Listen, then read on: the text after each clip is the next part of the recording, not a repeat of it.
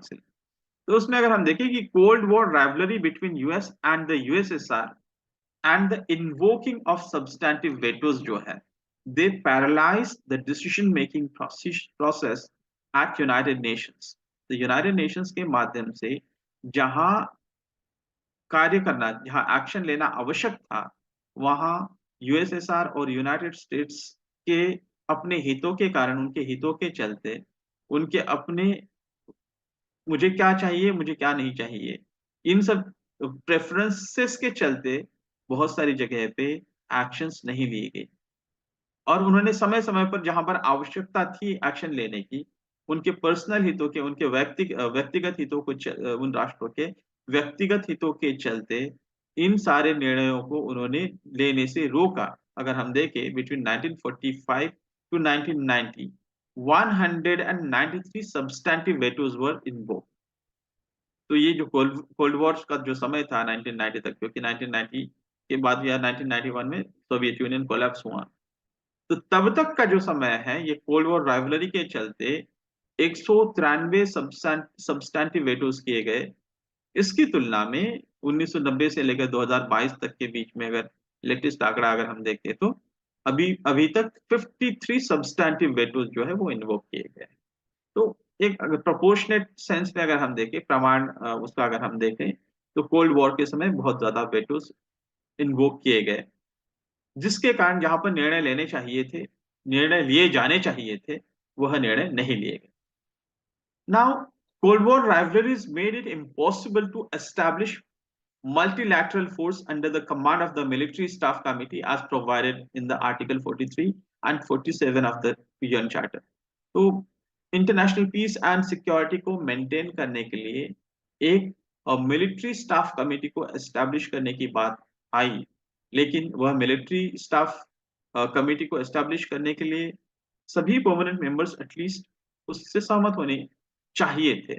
लेकिन ये जो cold war rivalries between United states and the USSR जो थी, जिसके वजह से ऐसे मल्टीलैटरल फोर्स जो मिलिट्री कमांड के तहत एक मल्टीलैटरल फोर्स गठित करनी थी और अंतर्राष्ट्रीय शांति और सुव्यवस्था को बनाए रखने के लिए कार्य जो करना था, ये मल्टीलैटरल फोर्स के माध्यम से या इंटरनेशनल मिलिट्री फोर्स के माध्यम से, वह नहीं हो पाया, निर्णय नहीं लिए गए। उसी के साथ में जो चैप्टर 7 में है, चैप्टर 7 ऑफ द चार्टर, इसमें प्रोवाइड क्या किया गया था कि setting up of UN army, United Nations की आर्मी क्रिएट करने की जो बात हुई। ऑब्वियसली यूनाइटेड नेशंस की खुद की आर्मी नहीं, लेकिन contributed by the member states, उसका मेंबर स्टेट्स की आर्मी के माध्यम से जो यूनाइटेड नेशंस की आर्मी को क्रिएट करने की जो बात आई। साथ ही में mandate for an agent to act on its behalf, United Nations के माध्यम से जो कार्य करने वाला जो एजेंट था, उसको एस्टेब्लिश करने की बात, उसको स्थापित करने की बात, उस प्रकार के एजेंट की पोजीशन को स्थापित करने की बात। और उसी के साथ में यूएन पीस कीपिंग फोर्सेस को क्रिएट करने की बात। ये सारे जो मुद्दे जो है चैप्टर 7 में जो चैप्टर 7 में जो दिया गया था कि चैप्टर 7 में प्राइमरली जो प्रावधान है वो फोर्सफुल एक्शन जो राष्ट्र अंतर्राष्ट्रीय शांति और सुव्यवस्था को दुभंगित करने की कोशिश करता है, उसके लिए खतरा पहुंचाने वाला जो राष्ट्र है, ऐसे राष्ट्रों के खिलाफ कार्यवाही करने के प्रावधान है जो chapter 7 of the UN charter में दिए गए हैं। उस संदर्भ में एक्शन लिए जाना चाहिए था, तो वो नहीं हो पाया। उसी के साथ में पीस कीपिंग फोर्सेस को एस्टैब्लिश करना है। ये सारी चीजों को लेकर के जो प्रावधान चैप्टर 6 में दिए गए, यूनाइटेड नेशंस के चैप्टर 6 में, वो सारी चीजें नहीं की गई। क्योंकि ये जो यूनाइटेड कोल्ड वॉर राइवलरी जो यूनाइटेड स्टेट्स और यूएसएसआर के बीच में जो प्रतिस्पर्धा थी, जिसके कारण पीस कीपिंग फोर्सेस के संदर्भ में यह है कि यूज ऑफ वेपन्स, जो पीस कीपिंग फोर्सेस जो है, ज्यादा वेपन्स, आज की तारीख में जो पीस कीपिंग फोर्सेस का मैंडेट है वह यह है कि वह फोर्सेस किसी के खिलाफ भी वेपन्स का इस्तेमाल नहीं करेंगे, लेकिन उन पर अगर अटैक होता है तभी जाकर के वो अपने सेल्फ डिफेंस में वो वेपन्स का इस्तेमाल करेंगे। तो पीस कीपिंग फोर्सेस का मतलब क्या बनता है फिर, वो वेपन्स का इस्तेमाल नहीं करेंगे तो वह यह है कि दो जो राष्ट्रों में एक समिट हुआ है मतलब सीज फायर हुआ है, उन्होंने युद्ध बंद कर रखा है, तो दोनों भी राष्ट्र युद्ध बंद रखे, इसको ऑब्जर्व करने का या सीज फायर के जो अग्रीमेंट है उसको मेंटेन करने का काम ये पीस कीपिंग फोर्सेस का होता है। तो किसी राष्ट्र को हराने या जिताने के लिए पीस कीपिंग फोर्सेस नहीं होती। और कोई भी पीस कीपिंग फोर्सेस तभी वो डिप्लॉय की जाती है जब वह राष्ट्र, दोनों भी राष्ट्र जब कंसेंट देते हैं, सहमति देते हैं। उनके सहमति के बिना पीस कीपिंग फोर्सेस जो है उन फोर्सेस को डिप्लॉय नहीं किया जाता। और साथ ही में ये पीस कीपिंग फोर्सेस कहाँ से आते हैं, तो अनेक सारे, मतलब भारत, बांग्लादेश, पाकिस्तान, ये जो डेवलपिंग कंट्रीज है सबसे बड़े कॉन्ट्रीब्यूटर्स है पीस कीपिंग फोर्सेस में। तो ये जो डेवलपिंग कंट्रीज से सबसे ज्यादा जो मिलिट्री फोर्स जो होती है वो पीस कीपिंग फोर्सेस में जाती है। और ये जो मेजर पावर्स हैं उनके फोर्सेस जो होते हैं वो बहुत कम से कम या ना के बराबर होते हैं पीस कीपिंग फोर्सेस में, जैसे यूनाइटेड स्टेट्स, सोवियत यूनियन, ऐसे जो बड़े देश हैं, वेस्टर्न यूरोप के देश हैं, वह पीस कीपिंग फोर्सेस में उनके पर्सनल जो होते हैं, आर्मी के, नेवी, एयरफोर्स के लोग वह नहीं होते। ये ध्यान में रखना है। देन अब अगर हम कहेंगे कि यूनाइटेड नेशंस का जो चार्टर है, this is very important, article 2 in bracket 4, यह जो यूनाइटेड नेशंस चार्टर में जो प्रावधान है वह प्रावधान प्राइमरली राज्यों को अपनी सॉवरेनिटी, अपनी संप्रभुता के अधिकार देता है। उनके जो सॉवरेन मैटर्स है, उनके संप्रभु जो भी मुद्दे हैं, उन मुद्दों में कोई भी बाहरी शक्ति, यूनाइटेड इंक्लूडिंग यूनाइटेड नेशंस, कोई भी बाहरी शक्ति या बाहरी राष्ट्र यूनाइटेड नेशंस भी हस्ताक्षेप नहीं करेगा। इस प्रकार का जो प्रावधान है आर्टिकल 2 इन ब्रैकेट 7 जो यूनाइटेड नेशंस चार्टर का है उसमें वह प्रावधान। पर अगर हम देखेंगे तो रिसेंट ईयर्स में प्राइमरली कोल्ड वॉर के समाप्त होने के बाद इंटरनल सॉवरेनिटी में भी अगर वो ethnic war crimes against humanity, war crimes, genocide, ethnic cleansing, इस प्रकार के जब इश्यूज किसी देश में हो रहे हैं और वहां की सरकार इनको रोकने के लिए कुछ नहीं कर रही है, असमर्थ है, इन परिस्थितियों में यूनाइटेड नेशन सिक्योरिटी काउंसिल के माध्यम से हस्तक्षेप किया जाना चाहिए। इस प्रकार की मांगे जो है आजकल उठ रही है। तो इसी को हम increased attention to the conditions within states, मतलब राज्यों के अंदरूनी मामलों में भी अभी ध्यान देने की प्रक्रिया जो है यूनाइटेड नेशंस के माध्यम से होनी चाहिए। एक समय में आ गया, अभी अगर हम देखते हैं कि collapse of the Soviet union का कोलैप्स होने के बाद, सोवियत यूनियन का विघटन होने के बाद एक लंबे समय तक, हम कह सकते हैं 2000 तक जो है, 1991 से लेकर के 2000 तक की परिस्थिति हम कह सकते हैं, या 2015 तक की भी कह सकते हैं, कि अंतरराष्ट्रीय राजनीति में यूनाइटेड स्टेट्स ये एक महत्वपूर्ण हेजेमोनिक पावर था। इसलिए उसको एक ध्रुवीय अंतरराष्ट्रीय राजनीति बनती हुई हमको दिखाई देती है। या उस राजनीतिक, अंतरराष्ट्रीय राजनीतिक व्यवस्था को बहुत सारे जो पॉलिटिकल एनालिस्ट है, इंटरनेशनल पॉलिटिक्स का अध्ययन करने वाले लोग उसको यूनिपोलर इंटरनेशनल पॉलिटिक्स जो कहते हैं। लेकिन अब अगर हम देखें 2010-15 के बाद अनेक सारे पोल्स, और China is another important pole, Russia is militarily an important pole of international politics, वो दिखाई देता है।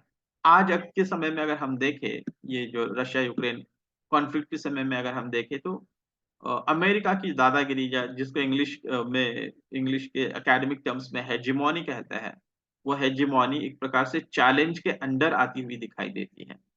खैर, तो हम जो इंक्रीज्ड अटेंशन देने के बाद, जो कोल्ड वॉर के बाद में, कोल्ड वॉर के समाप्त होने के बाद में, शीत युद्ध के समाप्त होने के बाद में यह इस प्रकार की मांग या इस प्रकार की चीजें आगे बढ़ती हुई दिखाई देती है। तो in the beginning, UN laid emphasis on the primacy of the international order among the states over justice for individuals. As provided in Article 2 in bracket 7 of the UN Charter, states had exclusive jurisdiction within their own borders. But by 1990s, call for UN to address individual political and civil rights, and also the right to basic provisions such as food, water, healthcare, and accommodation. These demands were springing up during 1990s.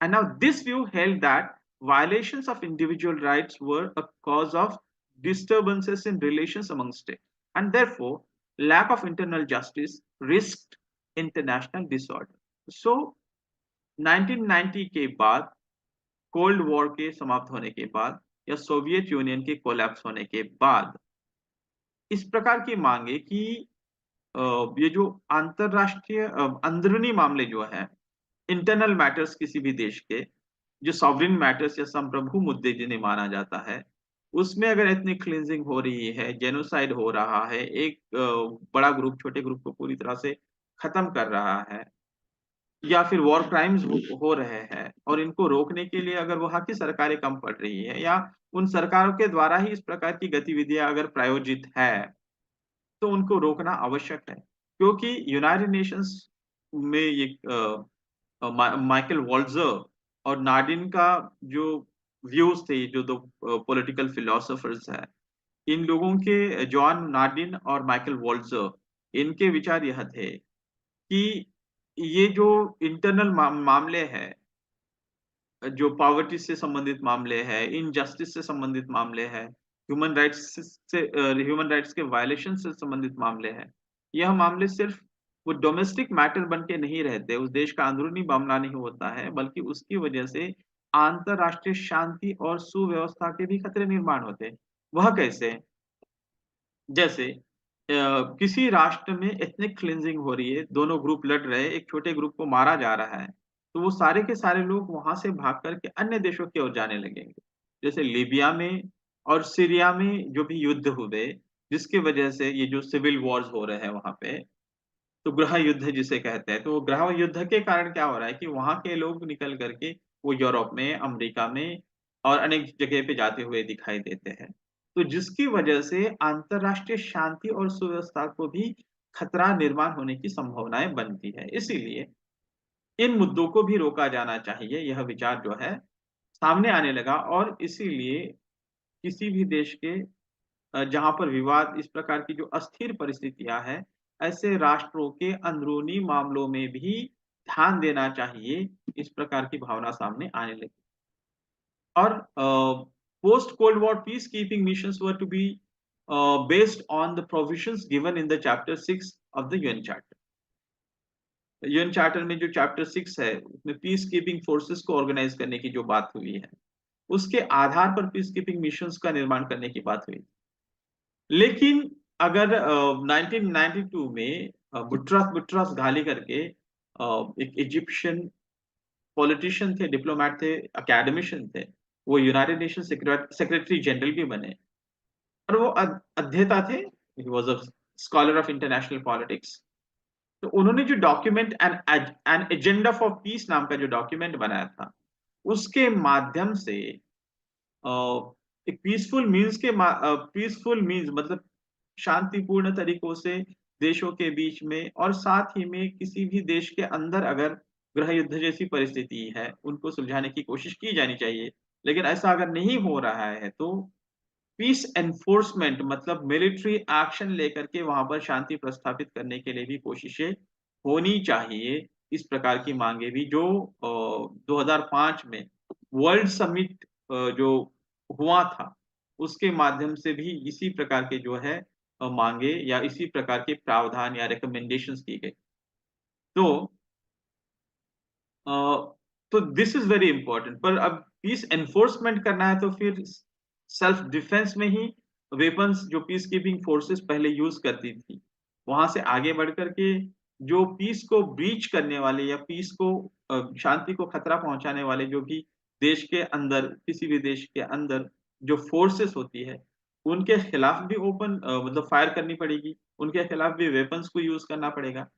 और इसका मतलब क्या हुआ कि जो rebelling forces है, वो United Nations की पीस कीपिंग फोर्सेस है, उनको भी टारगेट करेंगे। तो वो कॉन्गो में ऐसा हुआ, मोगादिशु में ऐसा हुआ, तो ऐसे अनेक जगह पे क्या हुआ कि देयरफॉर मैंने यहाँ पर जो लिखा है, as a result peacekeepers are getting targeted. For example Somalia 1990s में, सोमालिया जो मोगादिशु का इस में प्रकरण था, मैंने कहा कि उसमें पीस कीपिंग फोर्सेस को मारा गया। युगोस्लाविया में भी वैसे ही घटनाएं हुई, साउथ सुडान में हुई, और ये जो मैंने कॉन्गो की बात की थी, डीआरसी मतलब डेमोक्रेटिक रिपब्लिक ऑफ कॉन्गो में भी 2009 में जो भी घटनाएं हुई उसमें भी वह होता हुआ हमको दिखाई देता। आज के तारीख में जो विश्व भर में जो peace keeping missions United Nations के द्वारा जो चलाई जाती है, वह 12 पीस कीपिंग मिशंस काम कर रही है। और उसमें जो मैन पावर है कम से कम 90,000 plus man power peacekeeping forces are working in these 12 missions in different parts of the world. और ये पीस कीपिंग मिशंस में एटलीस्ट 88% जो वीमेन पीस कीपर्स है उसमें वो काम कर रहे हैं। This is in relation to the peacekeeping. और मैंने जो कहा था कि जो अंदरूनी मामले जो किसी भी देश के जो संप्रभु मामले है उसमें अटेंशन देने की बात कोल्ड वॉर के बाद जो आई, उसमें कुछ इंपॉर्टेंट यूनाइटेड नेशंस के माध्यम से चर्चाएं सामने। उसमें 2005 का वर्ल्ड समिट आउटकम डॉक्यूमेंट जो था उसमें रिस्पॉन्सिबिलिटी टू प्रोटेक्ट किसी भी समाज में या किसी भी राष्ट्र में किसी छोटे ग्रुप को अगर खत्म किया जा रहा है, जैसे सुन्नी और शियाओं के बीच में अगर युद्ध होता है, तो अगर हम देखें तो जहां पर सुन्नी मेजोरिटी में होते हैं तो शियाओं को मारते हुए दिखाई देते हैं। कुर्दिश पॉपुलेशन जो है, कुर्दिश पॉपुलेशन उनको खत्म करते हुए दिखाई देते हैं। अफगानिस्तान में जब तालिबान का जो शासन आया तो वहां के जो हाजरा नाम की कम्युनिटी थे उनको एक प्रोसिक्यूशन, उनको मारने की एक लंबा दौर चला, वो सिलसिला चला। तो यहाँ पे ऐसी परिस्थितियों को रोकने के लिए फिर अंतरराष्ट्रीय समाज द्वारा या फिर अंतरराष्ट्रीय ये जो यूनाइटेड नेशंस के माध्यम से पीस कीपिंग के द्वारा, पीस कीपिंग सिर्फ सेल्फ डिफेंस तक ही सीमित ना रह करके वो एनफोर्समेंट होना चाहिए। मतलब ऐसे करने वाले किसी जो बड़ा ग्रुप है एक छोटे ग्रुप को खत्म, एथनिक क्लींजिंग कर रहा है, जेनोसाइड कर रहा है, वॉर क्राइम्स कमिट कर रहा है, इन परिस्थितियों में उसको रोकना, पीस एनफोर्स करना आवश्यक है। इस प्रकार की जो रिकमेंडेशंस है वो वर्ल्ड समिट आउटकम डॉक्यूमेंट 2005 में जो आया था उसमें किए गए थे। उसके तहत रिस्पॉन्सिबिलिटी टू प्रोटेक्ट के प्रावधान, जो प्रोटेक्ट करना यह अंतरराष्ट्रीय समाज की जिम्मेदारी है, अंतरराष्ट्रीय समाज का दायित्व है। यह बात जो रिस्पॉन्सिबिलिटी टू प्रोटेक्ट के माध्यम से आगे रखी गई थी। इसी के साथ में ये 2001 का डॉक्यूमेंट हुआ। तो इन सब डॉक्यूमेंट्स में अगर हम देखें तो यह बात सामने आती हुई दिखाई देती है। तो उसमें देखना कि ये जो पीस एनफोर्समेंट के जो मिशंस चलाए गए, तो उसमें कोसोवो जो है, कोसोवो जो फॉर्मर यूगोस्लाविया में हुआ, अफगानिस्तान 2011 में, इराक में, लेकिन इराक का जो है वो बहुत कंट्रोवर्शियल है, और लीबिया में भी जो एक्शंस चलाई जा रही है, लेकिन वो actions United nation security council या यूनाइटेड नेशन जनरल असेंबली द्वारा भी वो पारित नहीं है। ये इंडिविजुअल एक्शंस भी है कि लीबिया की बात अगर करें तो एक जगह एक साइड से रशिया सपोर्ट कर रहा है एक फोर्स, एक वॉरिंग ग्रुप को, और दूसरे ग्रुप को यूनाइटेड स्टेट्स और नेटो फोर्सेस सपोर्ट कर रही है। तो इस इन सब चीजों को लेकर के ये जो अंदरूनी मामले हैं, सॉवरेन मैटर्स जो है, increased attention with in the domestic matters of particular state है, यह सामने जो आई कि रिस्पॉन्सिबिलिटी टू प्रोटेक्ट की जो बातें सामने आने लगी, इन बातों को लेकर भी अनेक सारे विवाद है। और यह माना जाता है कि जो ये अमीर जो देश है, जो रिच कंट्रीज है, ये गरीब देशों के अंदरूनी मामलों में हस्तक्षेप करते हुए अपने हितों को साधना चाहते हैं। इसीलिए sovereignty must be the guiding principal. किसी भी देश की संप्रभुता एक प्राथमिक मुद्दा होना चाहिए, उसमें किसी भी राष्ट्र, किसी भी अन्य राष्ट्रों को हस्तक्षेप करने का कोई अधिकार नहीं। ये बातें भी इसकी जो डिबेट्स है अंतरराष्ट्रीय राजनीति के अध्ययन करने वालों ने आगे रखे हैं। अब पर सिर्फ यूनाइटेड नेशंस के माध्यम से ही पीस कीपिंग के ऑपरेशंस चलाए जाते हैं, ऐसी भी बात नहीं है। यह ऑपरेशंस जो है रीजनल ऑर्गेनाइजेशन, जैसे ऑर्गेनाइजेशन ऑफ अफ्रीकन यूनियन है, African Union, organisation of American state, European Union, इस प्रकार के जो रीजनल ऑर्गेनाइजेशन है उनके माध्यम, एशियन है, इन प्रकार के रीजनल ऑर्गेनाइजेशंस के माध्यम से भी पीस कीपिंग ऑपरेशंस चलाए जाते हैं, या उनकी जिम्मेदारी यूनाइटेड नेशंस वह जिम्मेदारी तय कर सकता है। नाउ जो अंतिम मुद्दा है